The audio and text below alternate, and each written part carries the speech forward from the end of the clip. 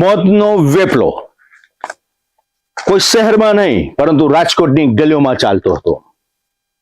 માત્ર 10 થી 15,000 રૂપિયામાં વેચાતી હતી એવી વસ્તુ કે જેનો એક ટ્રિગર દબાવવાથી અનેક જિંદગીઓ છીનવાઈ જાય અને પરિવારોમાં શોકનો માહોલ છવાય.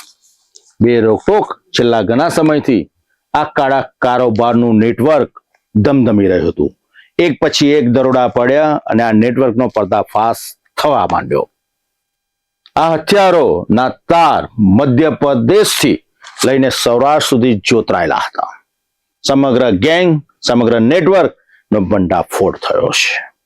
આ હથિયાર કોને કોને પહોંચાડ્યા હતા, આ હથિયાર કોને પહોંચાડવાના હતા, માસ્ટર માઇન્ડ કોણ છે અને કેટલા સમયથી સમગ્ર સૌરાષ્ટ્રમાં કોને કોને હથિયાર આપવામાં આવ્યા છે, જુઓ ક્રાઇમ રિપોર્ટમાં. રાજકોટ પોલીસના એક ઓપરેશને ગેરકાયદેસર હથિયારના સૌથી મોટા નેટવર્કનો પર્દાફાશ કર્યો છે.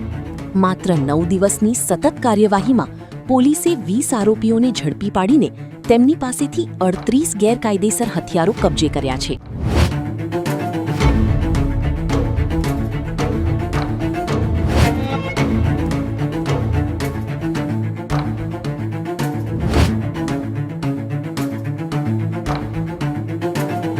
શકીલ સાદિક મંસૂરી ધાર જિલ્લા મધ્યપ્રદેશનો આ વતની છે.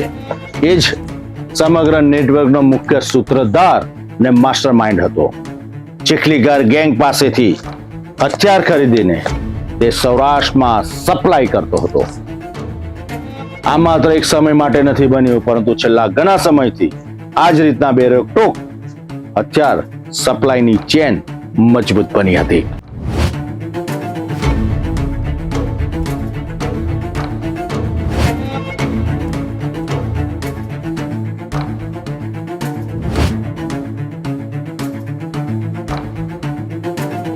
પોલીસ તપાસમાં વધુ એક ચોંકાવનારો ખુલાસો થયો છે.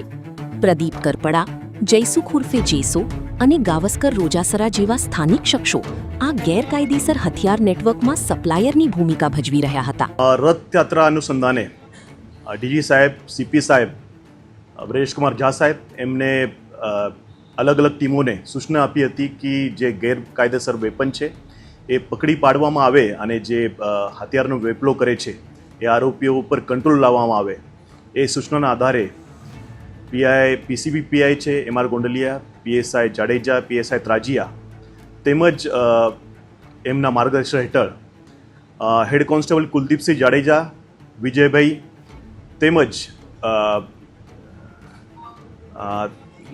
યુવરાજસિંહ રાણા એમને બાતમી મળી હતી કે એક શકીલ ભાઈ છે જે એમપી રહે છે, એ ચોટીલાના દર્શન ઉર્ફે ગાવસ્કર તેમજ પ્રદીપભાઈ અને જયસુખભાઈ એમને હથિયાર આપે છે અને એ ફર્ધર આખી સૌરાષ્ટ્રમાં વેપન કાર્ટેલનો ધંધો કરે છે.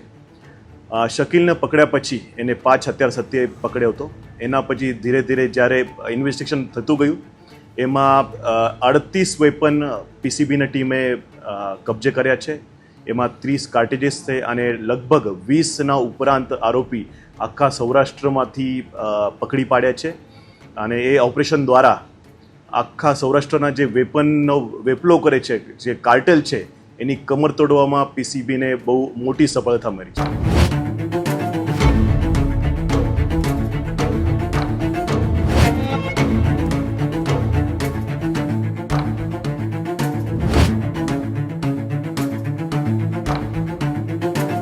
જામનગર, સુરેન્દ્રનગર, અમરેલી, રાજકોટ અને સાથે સાથે ગ્રામ્ય વિસ્તારોની અંદર પણ હથિયાર પહોંચાડવામાં આવ્યા છે.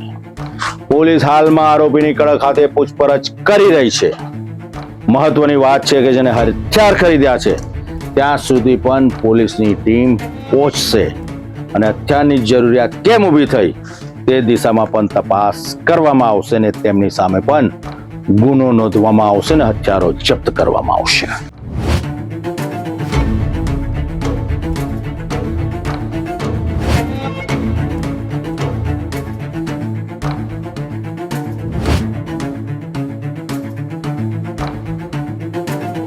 આખરે કોણ હતા આ હથિયારોના ગ્રાહકો? શું આ નેટવર્ક પાછળ કોઈ વધુ મોટું ક્રિમિનલ સિન્ડિકેટ પણ સક્રિય છે? આ તમામ સવાલોના જવાબ હવે પોલીસની તપાસમાં સામે આવશે. ટોટલ 38 હથિયાર છે એ અલગ અલગ 20 આરોપીઓ દ્વારા એમને પકડવામાં આવ્યું છે અને 32 કાર્ટેરીસ અમને શોધી પાડવામાં આવ્યા છે. એમાં જે શકીલ નામનો આરોપી છે એ મૂળ ધાર જિલ્લાનો રહેવાસી છે અને ધાર જિલ્લામાં જે અલગ અલગ સિકલીકર ગેંગના આરોપીઓ છે જે વેપન બનાવે છે એમના દ્વારા વેપન બનાવી એમને 15,000 થી 20,000માં શકીલને આપવામાં આવતો હતા. અને શકીલ સૌરાષ્ટ્રના અલગ અલગ જિલ્લામાં જેવી કે અમરેલી, સુરેન્દ્રનગર, રાજકોટ રૂરલ, રાજકોટ સિટી, જામનગર, આના એવા ઘણા બધા જિલ્લામાં લગભગ 30,000 થી 50,000માં એ વેપન આપતો હતો. અને એવી રીતે એ દર્શન ઉર્ફે ગાવસ્કરને આપતો હતો, જયસુખને આપતો હતો, પ્રદીપભાઈને આપતો હતો અને એ આગળ અલગ અલગ લોકોને વેપન આપતા હતા. એવા 20 લોકોને અમે પકડી પાડ્યા છે અને એ મોટું કાર્ટેલ જે હથિયારનું કાર્ટેલ છે એ પકડવામાં રાજકોટ શહેર પોલીસને મોટી સફળતા મળી છે.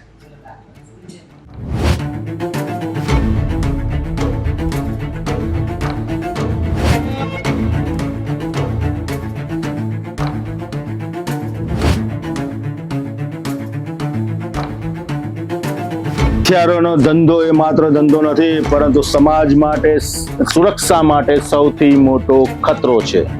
પોલીસે 1-2 નહીં પરંતુ 38 જેટલા આવા હથિયારો જપ્ત કર્યા છે. હજુ કેટલા હથિયારો આવા ગુનેગારોના હાથમાં હશે? ગુનાને અંજામ આપવા માટેના ષડયંત્રો રચતા હશે. પોલીસ ધીરે ધીરે પોતાની તપાસ તેજ કરી રહી છે અને આવા ગુનેગારો સુધી પહોંચવાનો પ્રયત્ન કરી રહી છે.